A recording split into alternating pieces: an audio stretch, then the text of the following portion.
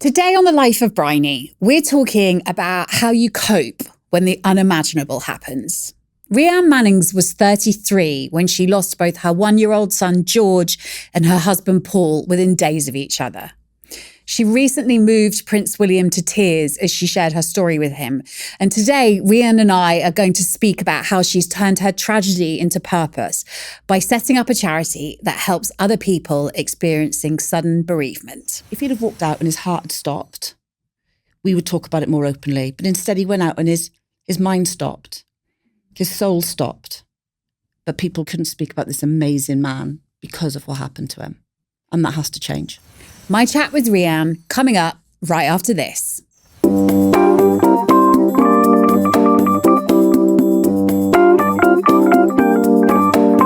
Rhian, welcome to The Life of Bryony. It is wonderful to have you here.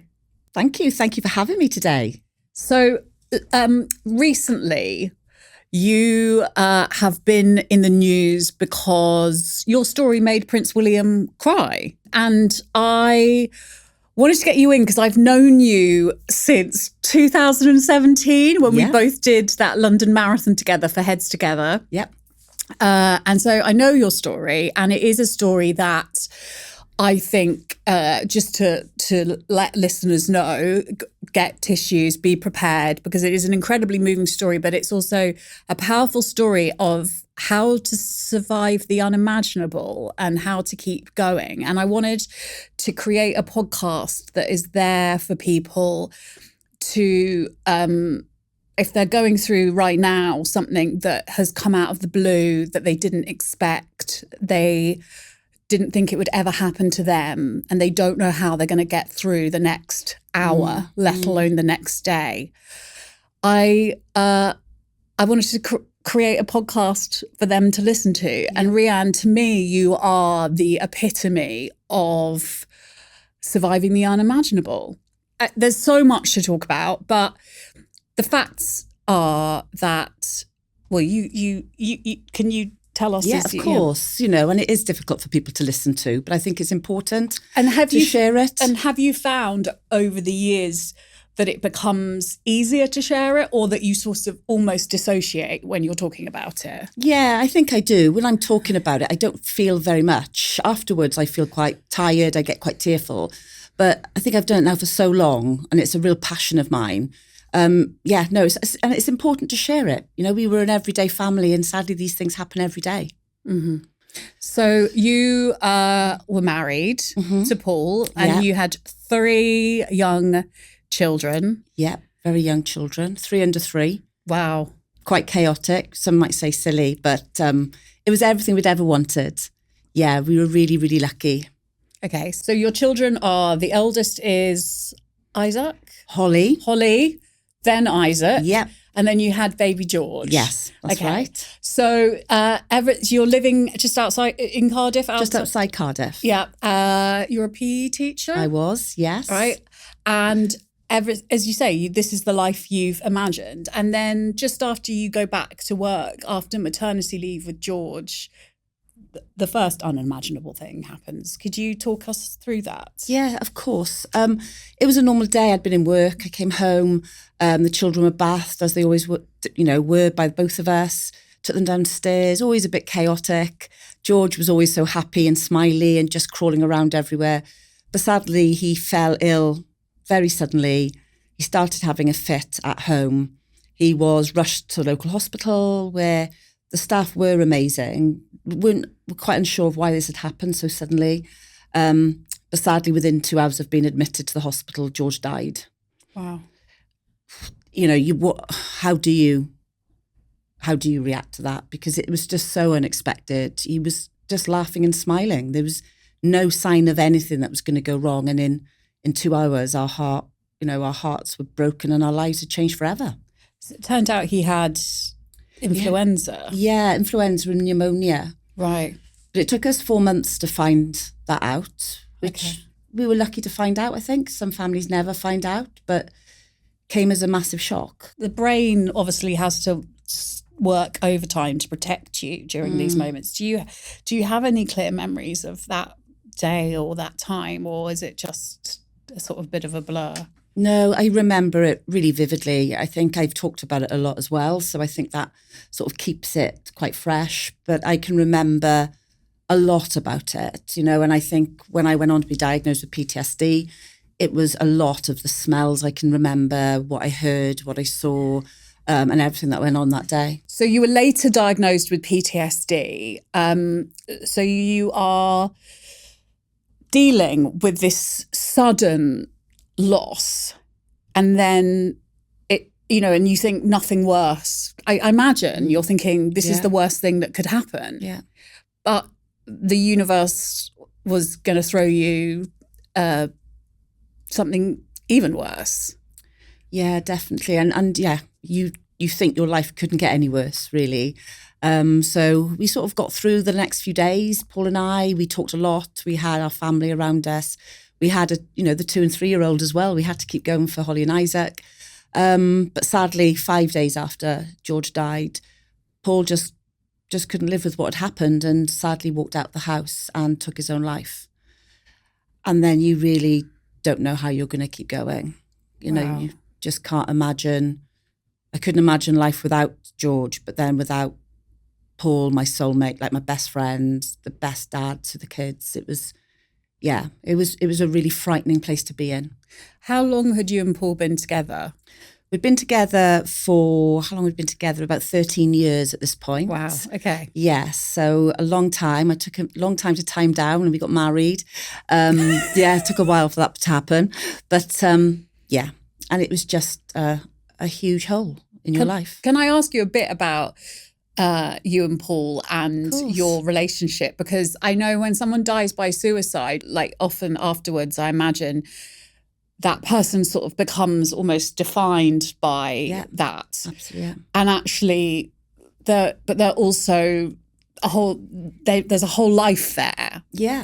That wasn't suicide. Paul was a man. He was a human. He was a character. He had a personality. Yeah. And I'd just really like for a moment to talk to you about that, how you met, how you fell in love, what he did. I know he was into rugby, cricket, all of that stuff. Yeah. Would you kind of treat us? I love talking about him. It's really important. And I think, he was the most amazing person.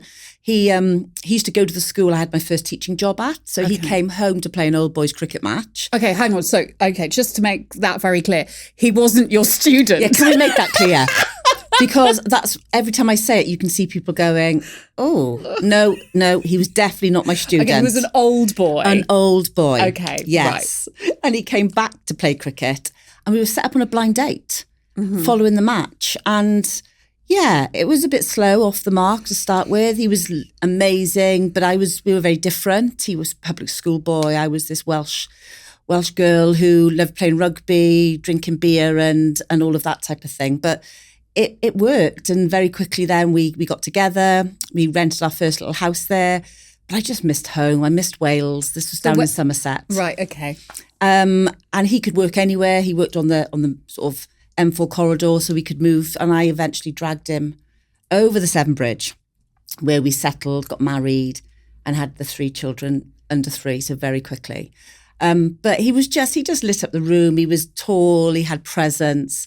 He was the kindest person and was just, every day I spent with him, I always used to pinch myself. And that sounds a real cliche, but I just felt he's chosen me to be his wife to settle down with. And And it's 13 years ago now since I lost them. And it's taken a long time for me to actually sit here and think how lucky I was and smile about it, because it hurts when you remember what you've lost. How long did it take for you to be able to sit and smile about Paul and George? A long time. Even now you have mixed emotions. You have sad days. You have angry days. I've had angry days with Paul, and not the way I think people presume it is. When someone dies by suicide, I'm angry because he's just missed out on so much with the children and them growing up, and it would have been okay. We would have been okay. So it took me nearly 6 years to cry. Really? Yeah, nearly. I had the odd tear, but for 6 years I can do this. I'm an independent woman. I don't need a husband. I've got 2 young children. I've still got 2 amazing children. got loads of friends around me. I can do this. And you put this mask on that so many of us wear day to day anyway, and thought, no, I'm going to go back to work and I can do this. And it took me nearly 6 years for me to realise. I woke up one morning and I suddenly couldn't feel my hands and my feet.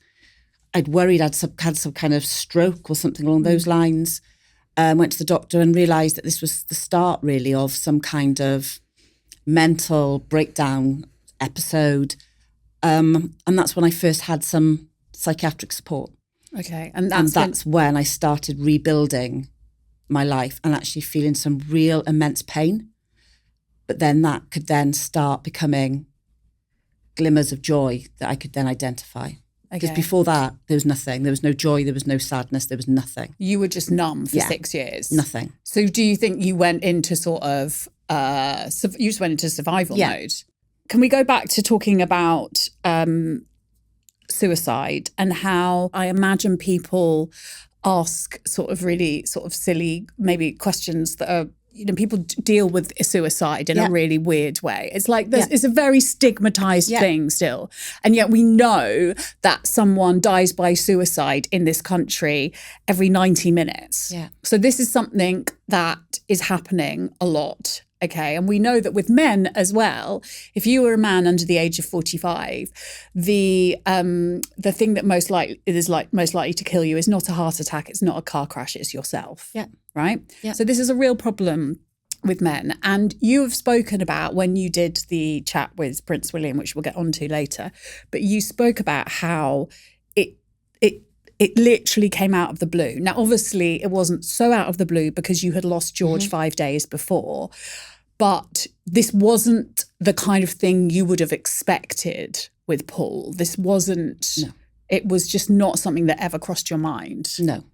And I think it's important to ask these questions because people want to ask the questions, but there's still that fear of getting it wrong and upsetting somebody. I think that's what it is, isn't it? It's that avoidance.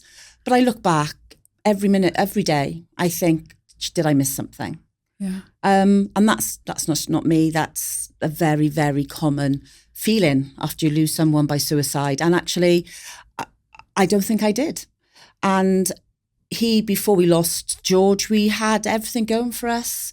He was very laid back. Nothing really fazed him. He was a very happy-go-lucky guy. So when this happened, what happened obviously caused a lot of people to be surprised. But when they put the two of Paul and this together, people were just like, it just doesn't make any sense whatsoever. How did people treat you afterwards?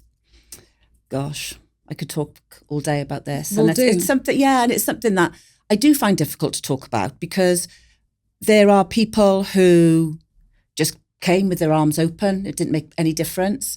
There were people who talked to me about Paul dying and would not say how that happened or anything along those lines. And then we had people who just avoided the situation altogether, avoided me for a long time. And a lot of people would honestly say, I can't believe he did that to you. You were going through enough. And then I had people who years later said, we were so angry with him. We found it really hard to support you because we just thought he was so selfish. Wow. And that's okay because I'd never supported anyone like this. I don't know what my initial feelings would have been like, but I can tell you now that this man would never intentionally have left me or hurt me, especially his children. And I think this is where this stigma is around people not talking about it, because someone came to my house and said to me, it's like if he'd have walked out and his heart had stopped, we would talk about it more openly. But instead he went out and his mind stopped, his soul stopped, but people won't talk to you about it. And I know people who knew Paul had died months and months before, but didn't know how. The story never hit the press, unbelievably, at the time. So people had to tell people what had happened. And that's hard. That's hard that people felt they couldn't speak about this amazing man because of what happened to him. And that has to change. I think also it's quite a common assumption that suicide is selfish, and I know that I have certainly spoken to people who, when they have found the courage to vocalize their suicidal feelings, have sometimes been met with people going, please don't, I can't, please don't talk about it, and that's awful. We know that people who are experiencing suicidal feelings, far from this being selfish, they genuinely believe that they are a burden on people and that they will be relieving people of that burden. And that is so important for us to understand and to remove that stigma. And it doesn't matter why, like what has happened. Our brains are fantastically complicated things. And there are many reasons why you might feel like a burden. And we know that that's the sort of a massive symptom of depression. Yeah. And we can only get better at this by talking about this and by talking about these rather uncomfortable facts about what people think about suicide. Yeah, exactly what you say. And that weekend, Paul was adamant that he'd let us down. He'd failed us because he should have saved his son. He felt he, as a dad, had let his family down. As a wife, he'd let me down. And there's so many people who I've spoken to who have thought about it and have said they just feel that they're just not wanted and they're not needed.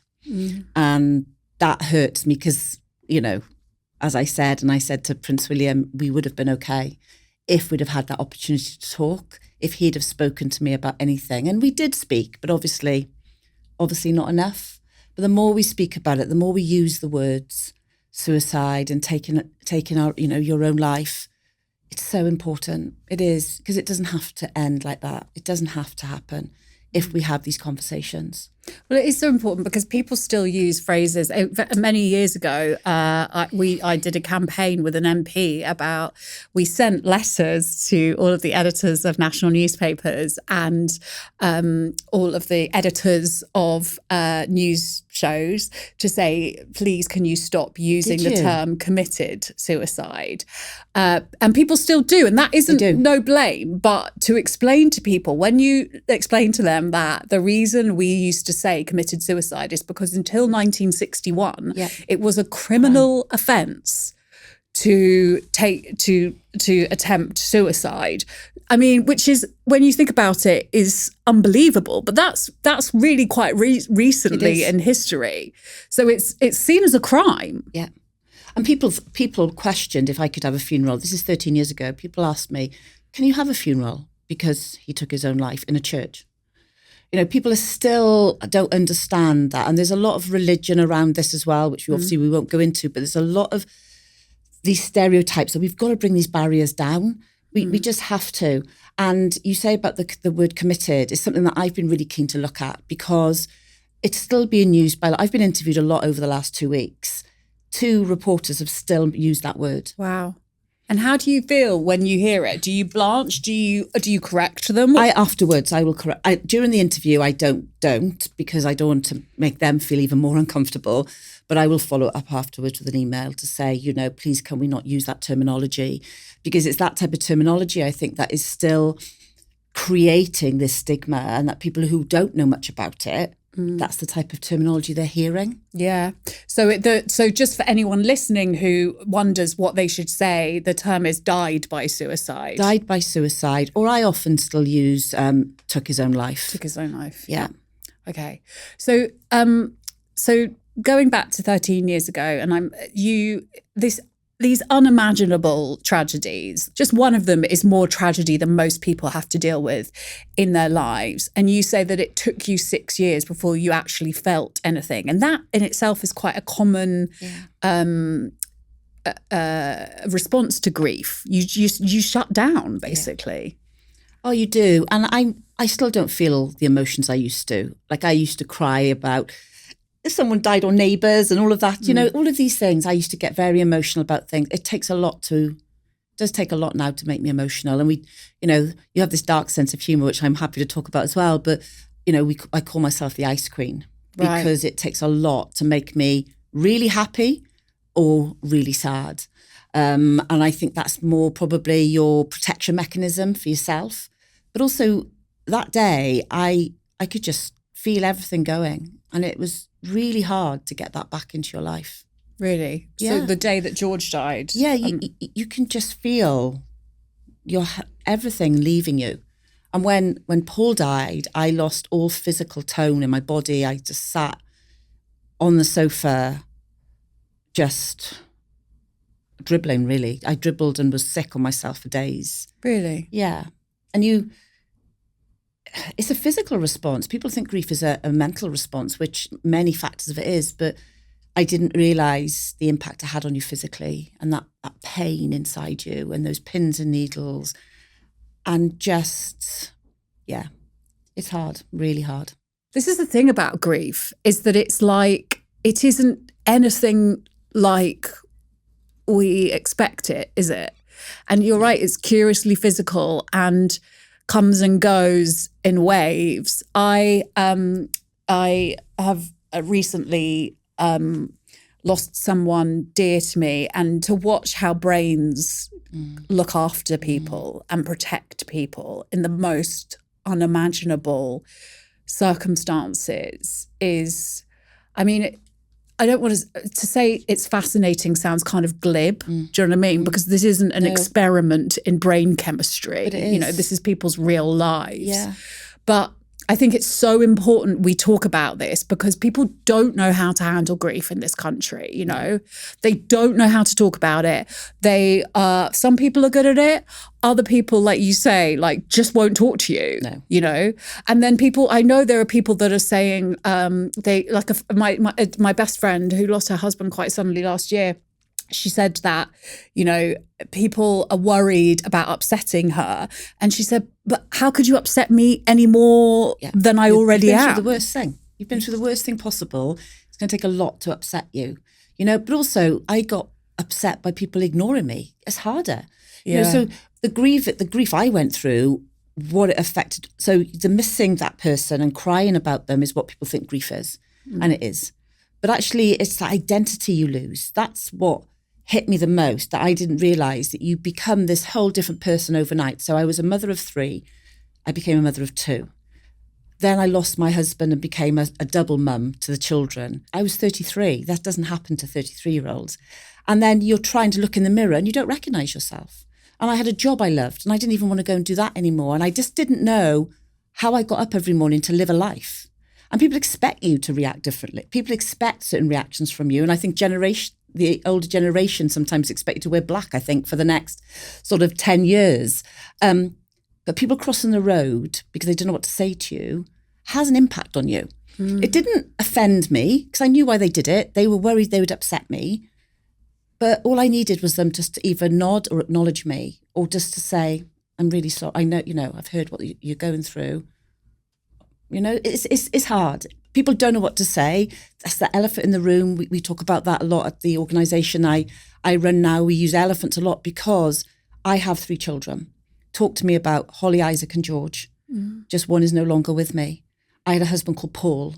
Use his name. It's really important. And there is no guide. There's no guide on what to say because we're all different. The bereaved are all different. But you'll get a sense straight away how they want to talk about this going forward. You mentioned just then that you became the person that you used to read about in the newspaper. Yeah. And I think that is something I know, you know, I have heard happens when people go through the unimaginable, the thing they think will never happen to them, when it happens to them. How lonely is that, Rhian? So lonely. I think grief is the loneliest place to be because you're in your own head. I had so many visitors and friends and family around me following George and Paul's death, and I still do. But no one understands how I feel. And the person who would have understood the closest, he's no longer here with me either.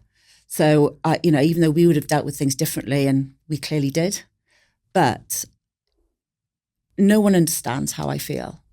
And I speak to parents who've been through very similar things, lost their child in similar circumstances, but they're not going to understand me and I'm not going to understand them. But what you can do is sit and talk and have that common feeling that this should not happen. You shouldn't lose your child. You shouldn't lose your child, you know, the way that we did as families. And it's important that you have that opportunity to talk and share. How did you deal with trying to find out what had happened to George while also trying to get through the grief of losing Paul?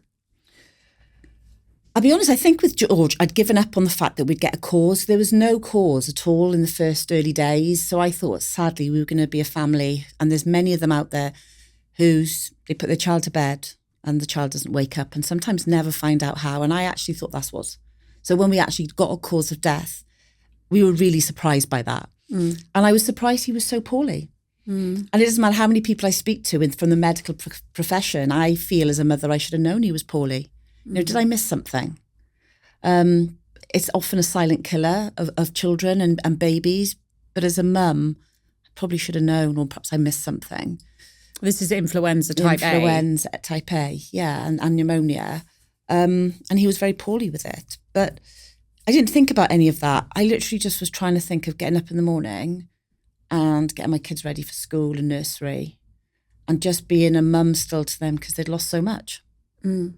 So let's go back. So you spend 6 years ineffectively just shut down because that's the only way that you can survive. Yeah. And then one day you wake up and you are going through some sort of breakdown, which potentially is actually the grief just breaking through. Yeah. And you get diagnosed with PTSD. Yeah. Could you talk a bit about PTSD and how it showed up for you? You mentioned earlier the smells, the sounds that you remember very clearly from the day. And I just want to check first before we go into this. I mean, we're already in it, but can I just check in with you, Rhian? Yeah, of course. Because this is like heavy stuff. Yeah, and I'm fine.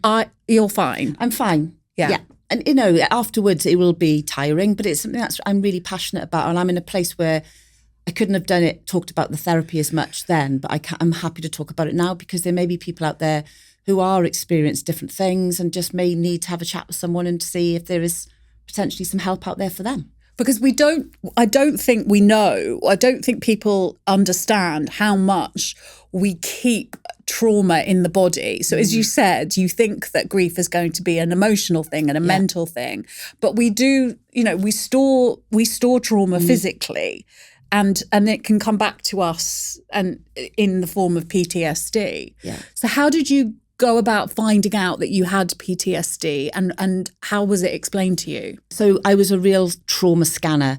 So all day, every day, I'd be scanning for the next bad thing to happen to me. Okay. So I'd get up in the morning and like the children would go in the car and I'd just presume we'd get perhaps hit by another car. When the children got out the car, I'd presume something had happened to them. And that had gone on for a long time, but I just presumed that was just part of what I'd been through. The nightmares, the flashbacks, all of these types of things I just thought was because I'd been through a really tough time. But when I went to the doctor, when I started feeling really uneasy, really frightened about life in general, they then, you know, I was very fortunate to get to see somebody, a psychotherapist, to sit down and just talk about the things and how I was feeling. And basically, I was just literally waiting for the next bad thing to happen to me. And there were some really other things that, again, I didn't realise. Like I couldn't open my front door if I didn't know who it was. So the doorbell would go. I'd have to go into the lounge and look out of the lounge window to see who was there. I could see it was the Amazon man, and then I was fine. Do you think that was because you had this bad news broken to you? Yeah. Right. But I didn't put the two and two together in that sense. But then when I started having support and treatment, and I actually had EMDR therapy through that, which for me, again, everyone's different, but for me, it changed my life. The things that came out of that was, you know, the reason I couldn't answer my phone to an unknown number. I couldn't answer the front door because it was someone coming to tell me someone else had died. Yeah. And it was crippling my life. And I could sit and talk about my experiences, which I do like today, but I couldn't go to Tesco's. And even now I do suffer with my anxiety still. And there's some really odd things I find difficult. So what would you mind, do you No, mind talking of course about? not. So yeah, Tesco's a massive thing or supermarket. Why is that? Don't really know. I think it's because it took a long time to go in the beginning. I think a lot of people ignored me there. Right, okay. I had a lot of funny looks. I just found supermarkets, there was just a lot of people, there was a lot of noise, and I just couldn't, you know, find sort of a quiet place there. Going places, and a lot of these are, you know, going places and not knowing where I'm going to park my car. I know a lot of people feel anxious about that. I don't sleep for days sometimes before I'm going somewhere in my car, because I worry I'm going to get lost. And what if then something happens to me and I can't get home to my children? My children now, my daughter now drives a car. That's taken my anxiety to a whole new level. Right, yeah. So everything I experience is normal. When you have a 17-year-old who starts driving, most parents find that quite tricky. Yeah, of course. Mine is like, she's going to die. Yeah. And we talk about it a lot and they laugh at me. And you don't want your anxieties to rub up on your children, but she's not going to come home. So it's lots of these things which you think, but George died in a hospital because of an illness. But you just add it all together and get 100, and then you spiral. How do you, Rhian, go from this? It would be that is an incredibly understandable reaction to unbearable tragedy, right? Yeah. And again, you as you say, I can't understand what you've gone through, but I can imagine that it would be very easy to find yourself in a place where you were furious with the world, where you are constantly saying, why me, and everything feels very unfair. How do you go from that to the woman that you are today, who is a woman who has set up this incredible charity, To Wish, which helps people affected by the sudden loss of children? And you have taken this negative doesn't even cover it, to say you've taken a negative and turn it into a positive. Again, it sounds glib, but how do you get from there to there? How do you shift that head? How do you dig yourself out of it? Because I feel like if there's anyone listening to this right now who is in the depths of grief and can't see how they will ever get out of it and how they will ever be okay again, you to me are proof that things can change and will change. And I wanted to know, how did it change for you?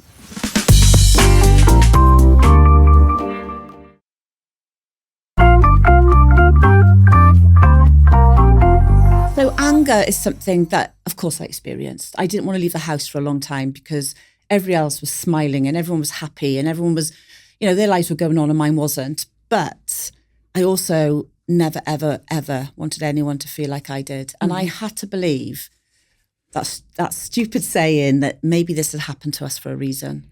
Because Paul and George, they didn't die. They couldn't go in 2012. They had to live on.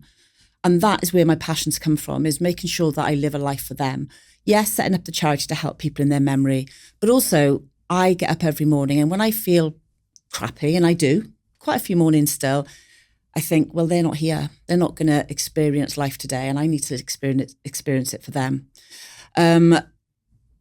I wanted to help other families because I truly, truly believe if we'd have had help after losing George, Paul would be here today. He would be watching his children grow up. And that is what powers me every single day, because George died very suddenly of an illness, and sadly children do die. You never want it to be your own, but they do. Daddies do not walk out the house and take their own life every day, and that shouldn't happen. And if we'd had support like To Wish offers, they would be here today. So To Wish has helped me as much as we've helped other people, genuinely. But I also needed something to make me feel like I was worth something. Because when Paul and George died, I felt so worthless. I felt like no one liked me. I felt like people thought this was my fault. I think probably the people crossing the street, that doesn't help. I felt like I was a really bad person and this has happened to me because I'm a bad person. And that is something, more than my grief, I've struggled with for 13 years. A lot of the support and therapy I had was around me hating myself. Really? And I think doing To Wish just gives me purpose again. I'm far from perfect. I've got loads to learn and it's been a steep learning curve running a charity. But I just needed to feel it every day I got up and just hopefully touched another life, or Paul and George touched another life. And that's really what's kept me going. So what year did you set up To Wish? 6 months later. 6 months later, right, Yeah. okay. So I've always been a positive person, love a clipboard, love a spreadsheet.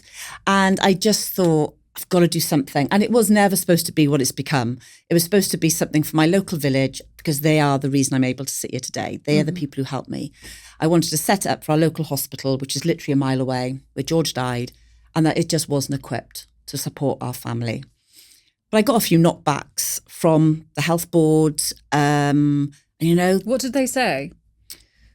They actually said to me that not enough people died in our local hospital to warrant the use of the money I'd raised, because I wanted to put a room for families to use. Well, okay. Well, and how did that feel?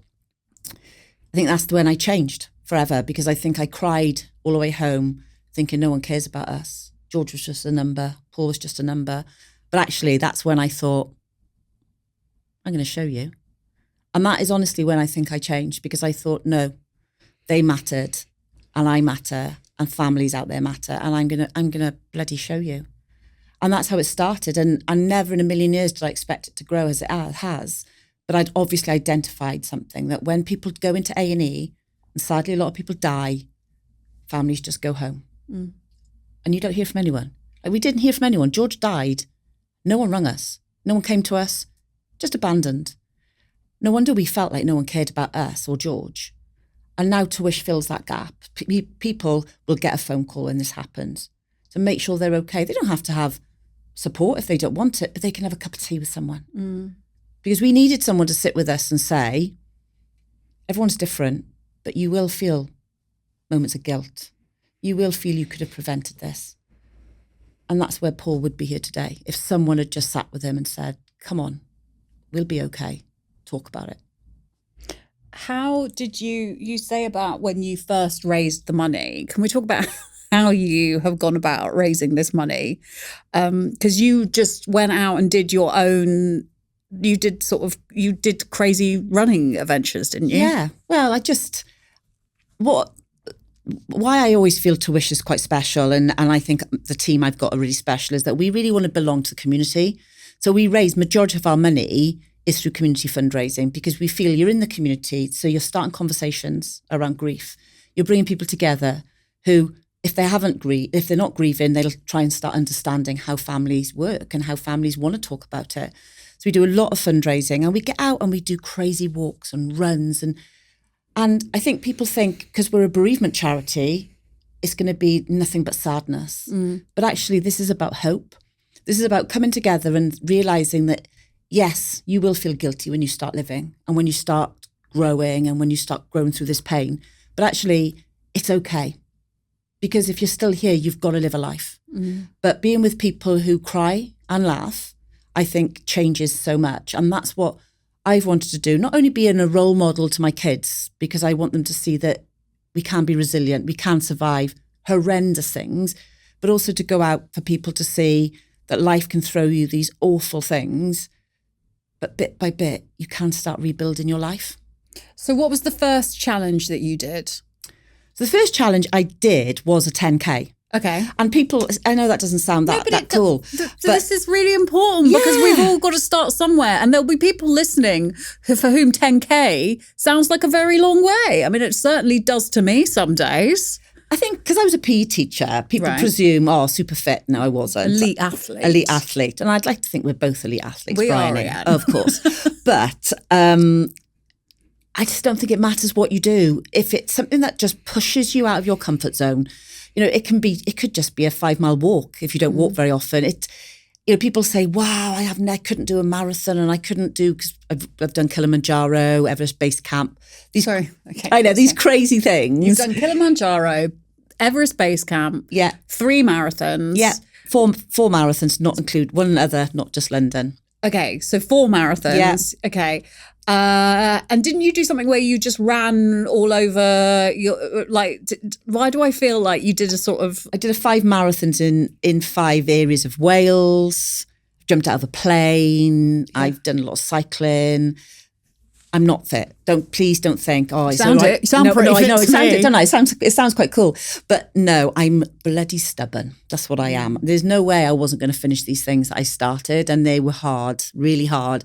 But we're not talking about climbing to Everest Base Camp. We're talking about just try something new, step out of your comfort zone. the feeling you get afterwards is phenomenal. At the time, it can be pretty hard, but afterwards, you just think, yeah. And that has helped me a little bit with my self-worth as well, because I stop and think, I am worth it. I am a good person. I try my hardest for my kids, and I really hope Paul and George are proud of me. They honestly, I think you're amazing. Can I talk a bit about Holly and Isaac and how you have managed to bring up, because I think it's really important to say you are an amazing mum, and what you have managed to do is extraordinary. To bring up two rounded children against all the odds deserves all the praise. Oh, thank you. It deserves, I know you've got an MBE, but you deserve to be made a dame. Okay. So can we, because, okay, here's the thing. I love that you're laughing, and I love that we're smiling, and I love that we're talking about these crazy challenges you've done, because if there is someone listening who perhaps they've just lost their husband or their wife, or, you know, they've lost, how did you deal and cope with bringing up these tiny children who were 2 and 3 at the time? And you said earlier you wanted to model them, that you were strong. What would you say to anyone going through a bereavement right now while trying to bring up children? It's hard. And some days it feels impossible. And, you know, we're speaking here very honestly, and some days I didn't want to. Yeah. You know, and I'm honest about that. Some days I resented the fact I still had children because I couldn't get up. And when they want another piece of toast, and when they want to go to the farm, and they want to do all of this, I just wanted to lie on the sofa and put a blanket over my head. Did you feel like, because I know this is quite a common thing, did you feel like it would have been easier for you to get through this bereavement if you hadn't had children? Yes and no. Yeah. So absolutely. But if I didn't have them, I don't know where I'd be today. I generally did, because I also had my parents moved in for a good while with me as well. So when I didn't feel like doing it, we did it with them, because I felt going out on my own, I was worried something was going to happen to us with my anxiety and everything. So I did have my parents on my rocks with me a lot of the time. But what I would say is, don't ever feel guilty for some of these feelings, because at the time I felt, what an evil person. I've still got 2 beautiful children. Okay, I've lost one of them, but I've got so much still to live for. But I didn't want to live. And when I say that, I didn't want to not be here. But I have packed my car several times and driven away. I come back. Really? But I just wanted to run away from it all. I also felt, and you've asked me this simple question, but the answer is so complex. I also felt they deserved a better mum. Right. I felt they deserved a better life, that maybe, you know, I could have prevented all this happening to them. I tried to give them really good times, but now looking back, I think perhaps their childhood did they have a good childhood? I think they did, but I'm also sure that there were some really difficult times. But I'm also just proud that we've got through it together as well. And looking back, I am so glad. They taught me lessons around, you know, they're very resilient children, and they're very black and white, and and you just have to try your best. And some days, if the best isn't good enough, and I'm saying this because I'm through it a little bit at the time, people aren't going to believe me when I say this when they're listening to me, because they're going to think, it's wrong of me to think it, but it's about survival. And actually, kids need routine.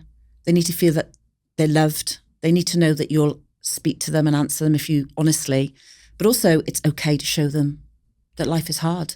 I would sit and cry with them. And even now when I'm struggling, I say to them, I just miss Daddy and George today.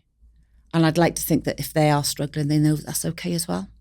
How do you try and, I mean, obviously you have 2 wish, but are there other ways in which you keep the memories of Paul and George going in the massively. You know, I remarried in 2018. So I've got a wonderful husband he deserves all the medals for putting up with me. But our lives are very, you know, so there's photos of the children and Paul around the house still, a lot of photos of them. Birthdays, Christmas, anniversaries, we always do something as a family to remember them. We talk about them. You know, my son looks like him so much, has the same interests as him, and we bring Paul into those conversations.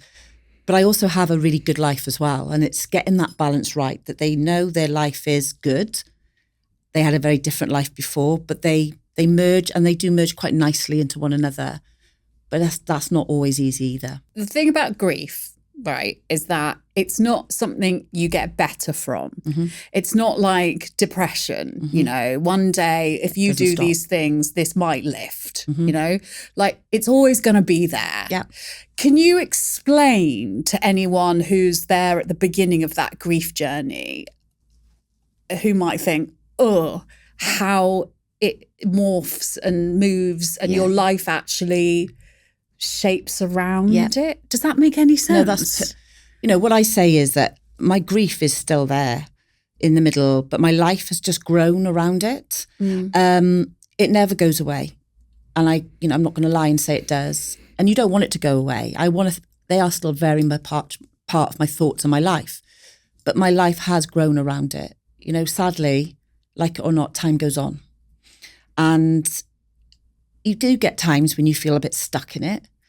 But the way I dealt with it was by speaking about it, by trying to experience moments of joy. But I always have to look for the glimmers. I talk about glimmers a lot because it is just so important that however dark it is, there is always a speck of light. And that sounds so cliche, doesn't it? But I couldn't think that was it. I couldn't. And even before the funeral, I can remember sitting talking to my sister saying, I can't at 33 think this is it now for my life. But instead, I'm going to take them with me and just lead a good life for them. But that is very much easier said than done. It's hard. I mean, it's also, you will have a whole other life. Does that make, there will be part of it, but it's hard to kind of see that at the time, isn't it? Yeah. As I said, my life is great. I've got a really, really happy, great life. I'm lucky. I've got a wonderful husband, beautiful children, I love my job. I've got amazing friends. But I am still, I always look at myself as I was smashed into millions of pieces and I was glued back together very differently. And there's scars and the odd piece chips off occasionally, which you want to. And some days I feel like I just want to sit and remember them, put on the soppy songs and a bit of Westlife and sit there and have a cry. And that's quite nice as well sometimes. But everyone is different, and you've got to think of how you can live this life. You have to live it. You've got to live it. So think about how you can do that. So Prince William, you have worked many times with him, I know. Yeah. He came round to your house and you gave him Welsh cakes and a cup of tea, and you sat down, and it was to mark World Suicide Prevention Day.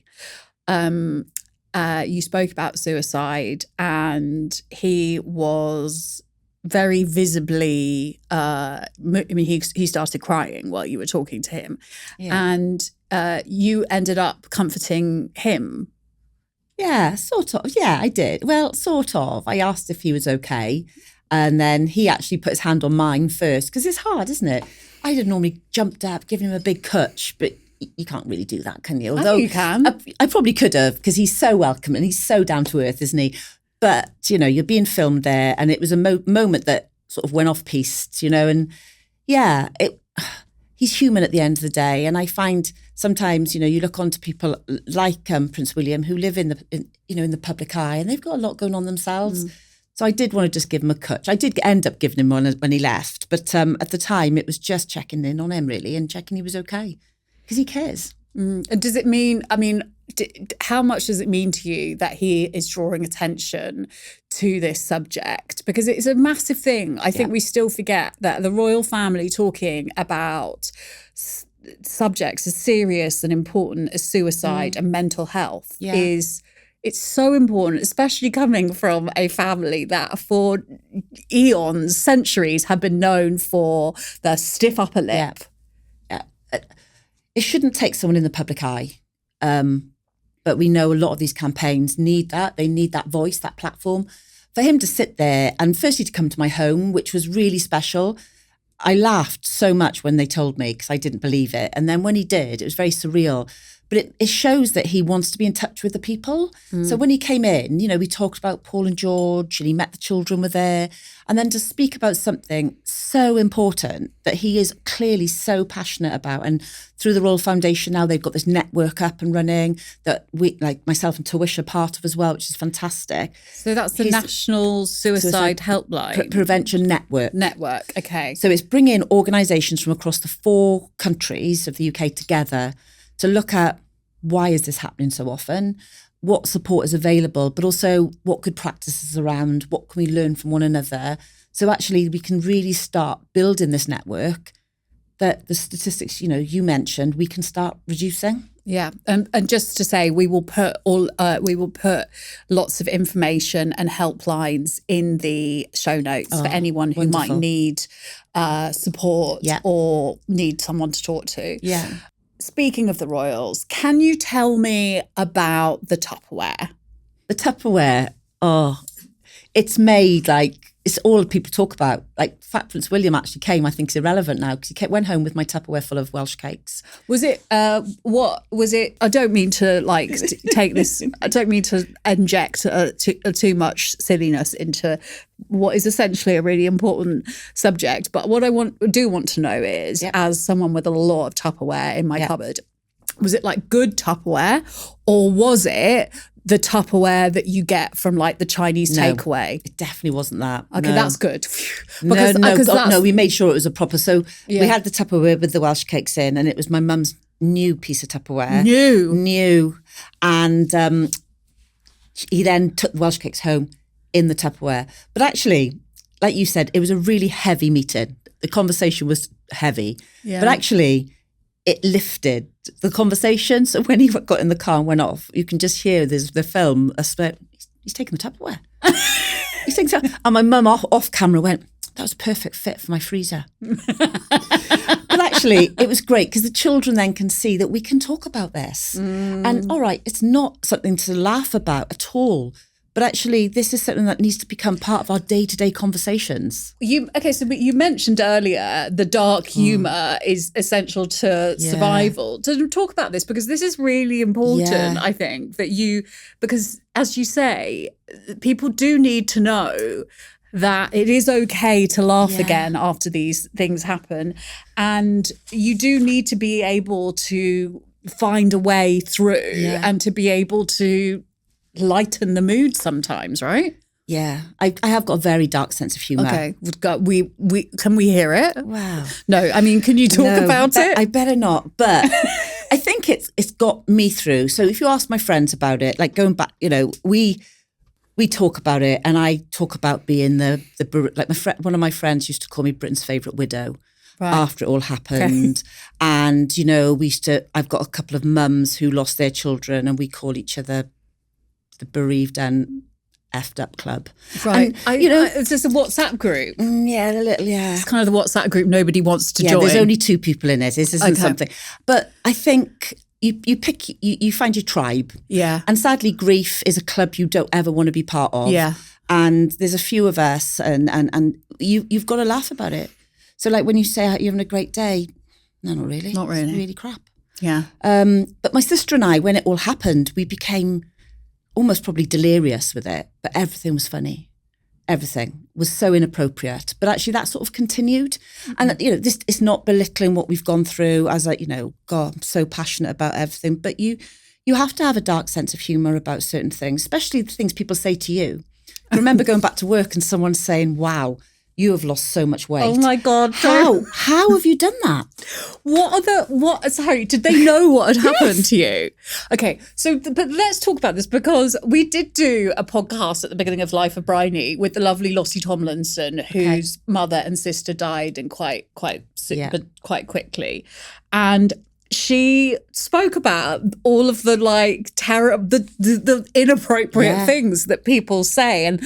And I wondered, what, because this is actually really useful. What should you not say to someone who is, so what were the things that you heard? You should never say, I know how you feel because my dog died. Right, yeah, that's... Yeah. In fact, you should never say that, even if you'd lost your own child. You should never say, I know how you feel, because you don't. The weight loss thing was brilliant. I did say I wouldn't recommend the diet, and I think she felt worse than I did.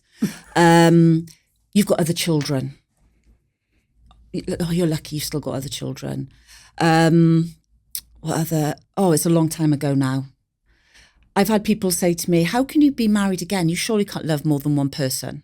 You know, people say things to you, and it's because they feel a little bit awkward around you. But you also feel like, oh, honestly, I could write a book on some of the things. A lot of them early on where people would, you know, that flippant remark, oh, I could go away and kill myself. Right. And then they're like, oh. But actually, I know that they didn't mean any harm by that. But there's just so much, there's just some things, and you're just better off not saying anything that could actually lead to. But then we all do it sometimes as well. So I often say to people, oh, it's still early days. That's one of the worst things, because actually it doesn't matter how many days, it still feels horrendous. Saying someone's inspirational and brave, that annoys me a little bit, because I feel I've got no choice but to keep going, you know, and I'm not brave, because actually I'm just stubborn and keep going. I put my big girl pants on and off I go. But yeah, and everyone's different though. Things that upset me probably may not upset the other person. But it's just trying to be a little bit thoughtful before you say things. Yeah, and I guess that thing when you say like the inspirational, the brave, that sort of where people, your story, you feel sometimes is like a way that people are kind of, like, it's almost like to say that, like tragedy porns. Is that? That's, I've heard that phrase. Oh, the tragedy train, I used to call it. So really? So when someone dies and, oh God, everyone came running. Everyone, you know, oh, I know Rhian, and oh yeah, I spoke to Rhian. They all come to the funeral to say they were all there. And then some of them then disappear. And then you never see them again. And they walk away. And then they move on to the next tragedy. Right, okay. Yeah. But generally, I've been in a really lucky place. I've got incredibly loyal friends. Most of my friends now didn't know Paul and George. I've only got a few that did. You know, some do walk away, some can't cope with it. And then you've just got people who you've perhaps met on the bike or you've run with, and then you just get this new relationship, really. And they feel they know Paul and George through me, really, and my memories. So Paul and George, we've spoken about Paul. Could you tell us a little bit more about George? I know he was only, how old? He was 1 and a week. Okay. So he was born on Valentine's Day. Okay. So Paul loved that. He thought he didn't have to buy me anything ever again for Valentine's Day. He was obviously the third child, happiest, chilled, had sticky out ears, massive blue eyes, just got thrown in the car in his baby seat everywhere. You know, you had to just get on with life, really. But he just brought so much joy to our lives because he was just so happy, always so happy, and easy as well. And we wanted more children. Well, I certainly wanted more children. I think Paul may have needed some persuading. But I can remember being at uni and being asked, what do you want to do when you graduate? And all I ever wanted to do is to be a wife and a mum. And, you know, I was and still am. It's just been a journey that I never really expected. And what do you, when you have people like Prince William coming around to your house and, you know, what do you think Paul would say, knowing what you've done in his and George's name, like what the amazing thing that you've done, the legacy to help other people? I don't know. I do it because it was the right thing to do at the time. It's something I think I just I'm in the motions. I don't really reflect on it as much. Perhaps I should. Paul was a very private person, I think, you know, and so sometimes I do think he wouldn't want his photo splashed around, and he was quite, you know, he didn't talk that openly about stuff. But I also feel when I have got my dark sense of humour going, well, mate, you know, this is what I've decided to do for you, and you've got to support me now, because this is how I'm going to get through life, and this is how I'm going to bring up the kids. So, yeah, I hope so. I know that this little boy with sticky out ears and his wonderful dad, I've helped thousands of people. I've had letters from fathers saying to me, please don't ever be angry with him, because we have been close to what happened, and because of Tuish and because of you, we are still here with our families. And I think sometimes that is what takes me back to thinking, they're still helping people. People are still using their name. And I remember when, after they died, and I said, I think I might set up a charity. Really meant it, really quite flippantly. And I remember somebody close to me saying, oh, people will forget them. Whatever you do, people will forget them. And he didn't mean it in a particularly nasty way, but he meant, well, I don't really know what he meant. Because people do forget, you know? But I think that's another thing that made me think, no, they're not going to forget these two. No way. Rhian, you're amazing. I just want to thank you so much for coming here and talking about George and Paul. It's just lovely to hear about them and to remember them. And also, I want to thank you for helping people today. I know that this conversation will have helped a lot of people who are in grief. And as you say, every day people are thrown into unimaginable situations that the day before they could never have comprehended. Yeah. And there's so much in this conversation, and I'm so grateful to you for coming and talking about this incredibly painful, I mean, pain, again, none of these words do it justice, you know, but we're very lucky to have you, Rhian. Oh, Bryony, thank you. Thank you for having me. And I really hope that people have listened and, you know, please don't give up. There are organisations out there, your friends, just don't sit there and feel like there's no way out, because there really is. It's not easy to reach out, but please do. Please do.